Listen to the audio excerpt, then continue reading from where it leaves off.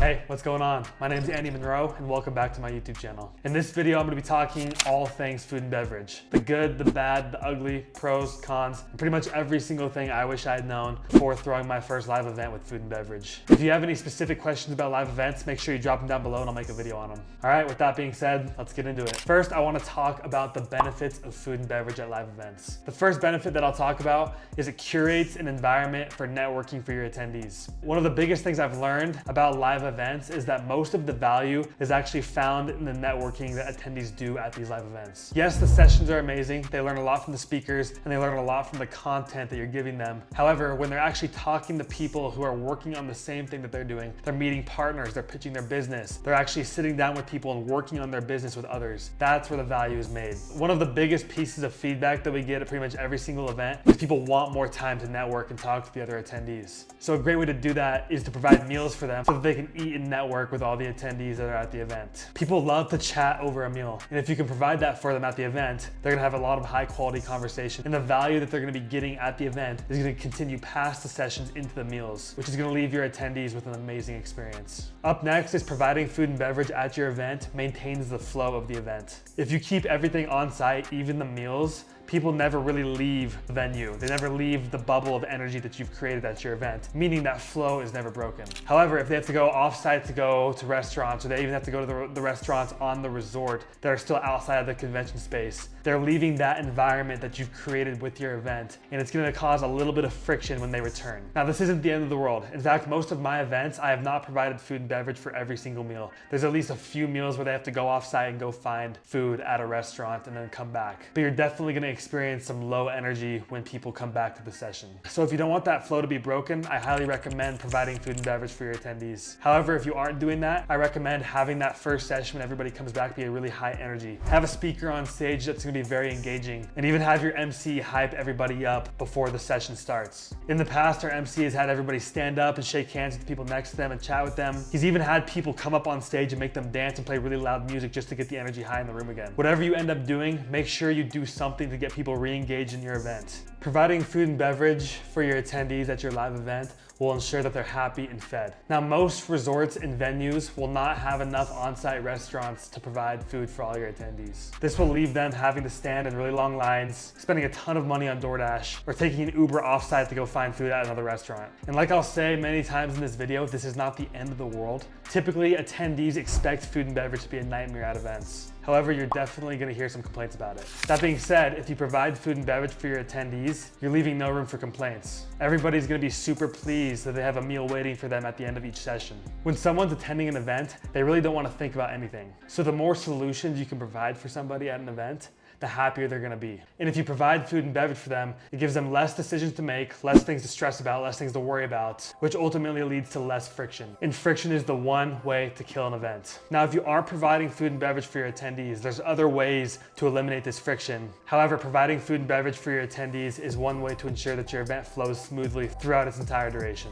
All right, moving on to the cons of food and beverage. The first con I wanna talk about is food and beverage is extremely expensive. And just to give you an idea of how expensive it is, at most of the events that I've thrown that have a couple thousand people, I've only provided one meal for attendees that are already inside of our community, which is about 1/4 to 1/3 of our attendees. And that food and beverage typically costs anywhere from $50,000 to $75,000, not including service charge and tax. So at the end, I'm spending close to $100,000 just for one meal for 1/3 of our attendees. Now imagine how much it would cost to spend money on every single attendee for lunch and dinner every single day. It'd be pretty expensive. So if you're gonna provide food and beverage at your event, you're gonna have to be ready to spend some coin. All right, up next, it's impossible to please everybody. Now, when you're providing food and beverage for your event, the venue's typically gonna give you a catering menu that has a few different options of meals to provide for your attendees. And at the end of the day, you're gonna have to pick one meal. And even if your event has a couple hundred people or a couple thousand people, not every single person is gonna like the meal that you decide on. Some people might even come up to you and tell you, hey, I did not like that lunch, it did not taste very good. And you're just gonna have to wear that on the chin because it's absolutely impossible to please everybody. Now, Now, most of the meals that these venues make are pretty broad. You have to keep in mind that these venues and these resorts, they throw a lot of events, and they know, and the food that they have on their menus is on there for a reason. They've gotten a ton of good feedback from all of the events that they've thrown. So it's unlikely that your meal is gonna be horrendous. That being said, you still have to be prepared for some people just not liking it, and that's totally okay. The next con for providing food and beverage at events is worrying about dietary restrictions. If you are having food and beverage at your event, it adds additional liability to your event in the event that somebody gets sick or has an allergic reaction to the food that you're providing. Now, knock on wood, but this has never happened at an event that I've thrown. And these attendees that have dietary restrictions typically know what types of food they need to avoid. And if your event's small enough, you can just collect this information from people beforehand before you make a decision on the food that you're gonna prepare. For example, at the events that I throw that only have 12 to 15 people, I'll send out a survey before the event to see if anybody has any dietary restrictions. And then I'll send those over to the chef before he gets there so he knows what foods to keep out of the meals that he's preparing. However, if you're feeding hundreds or even thousands of people, this would be super hard to do. So before your event, I would just remind your attendees to refresh themselves on what foods they need to avoid if they have any dietary restrictions. And I would even include a waiver that you send out to all your attendees that includes a dietary restriction clause somewhere in there, saying that in the event somebody gets sick from the food and beverage that you provide, you as a company are not liable for that. Like I said, people are usually pretty good about their dietary restrictions. They know what food they need to avoid. However, it is up to you to protect yourself and your attendees as much as possible.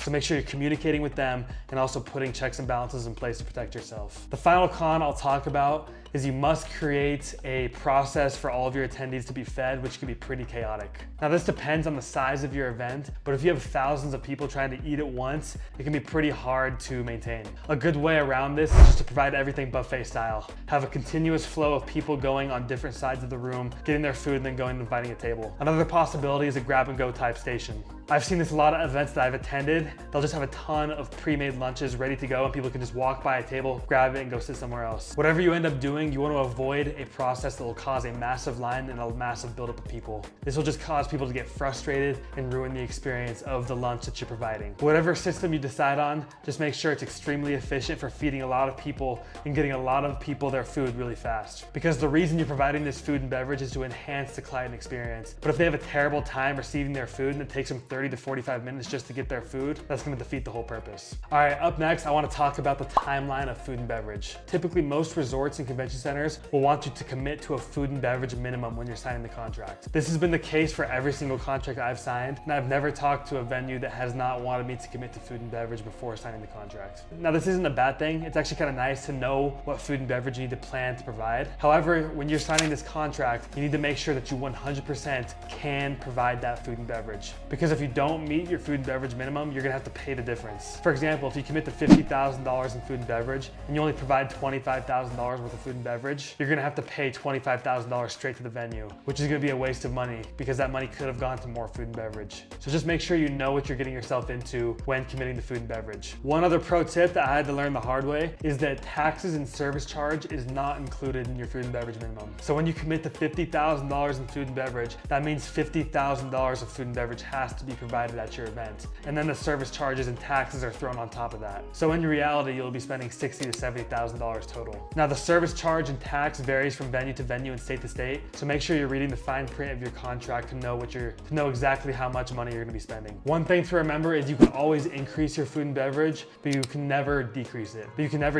Once that contract is signed. What I like to do is commit to a food and beverage number that I know I can hit, and if I need more, I will get more at the end. Because at the end of the day, these venues and resorts are gonna take your money. And for most of the venues I've worked at, they typically want your final food and beverage numbers 1 to 2 weeks before the event. So you have all the way up until then to decide exactly how much food and beverage you want. However, if you get up to a couple weeks before your event and you decide you want less food and beverage, you're definitely not going to be able to take it out of your contract. So my recommendation is to commit to a low amount of food and beverage and add more if you need. And though I mentioned you can get your final food and beverage numbers into the venue and resort a couple weeks before the event, I would recommend getting it done as early as possible because it really is one of the most annoying annoying and stressful parts of the event planning process. At the very least, get the food and beverage that you want to provide to your attendees finalized, and then get the final numbers over to the venue a few weeks before. Especially if you're selling tickets up until the last few days of the event, you don't really know how many people are gonna be eating meals at your event. However, you can still get the meal types and the drinks and everything else over to the venue, so all you have to worry about is numbers. In general, getting things done as soon as possible is ideal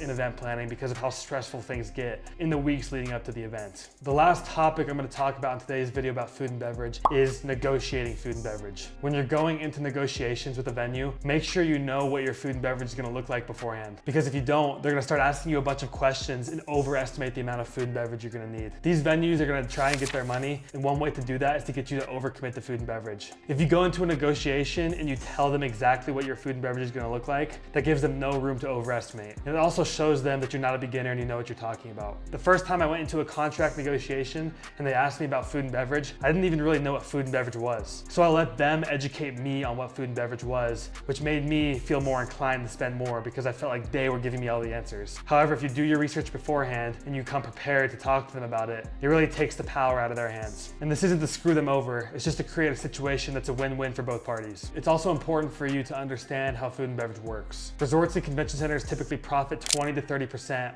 on food and beverage payments. That being said, around 30% of revenue generated by these resorts and convention centers is generated by food and beverage. So it's obviously a pretty big deal to them. For example, if you're paying a venue $150,000, they're really gonna be pocketing about $45,000 of that because they have to pay for the food and they have to pay for all the staff that's gonna be providing the food for you. And knowing that actually gives you a little bit of power in negotiation. Since you know they only make 30% profit on food and beverage payments, you can offer to pay them a flat rental fee instead of food and beverage, which is actually gonna be revenue that goes directly into their pockets. So instead of committing to $150,000 in food and beverage, which is only $45,000 profit for them, you can offer to pay them $50,000 to $60,000 in just a flat rental fee. That's less liability for you and more profit for them, which sounds like a pretty good situation for me. This is a tactic that I use in pretty much all of my negotiations with venues, and it usually helps us find an agreement that is great for both parties involved. The last thing I'll say about negotiation is the deal has to be mutually beneficial for both parties. These venues that you're gonna be negotiating with know what they're doing and they know the amount of money they need to make in order to make your event make sense. If they aren't gonna make money from your event, they'll simply say no to you. So as you're negotiating, make sure you stand up for yourself and aim for an agreement that's gonna be really good for you. However,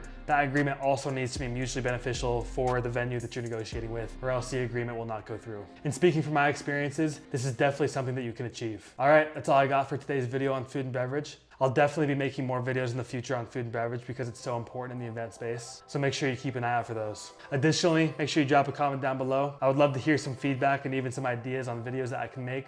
I'm making this channel because I want to help you avoid the same mistakes I made when I was getting into the event space. So please, if you have any questions about live events or want to hear me talk about something in specific, drop it down below and I'll make a video on it. All right, that's all I got for you. I'll see you in the next video.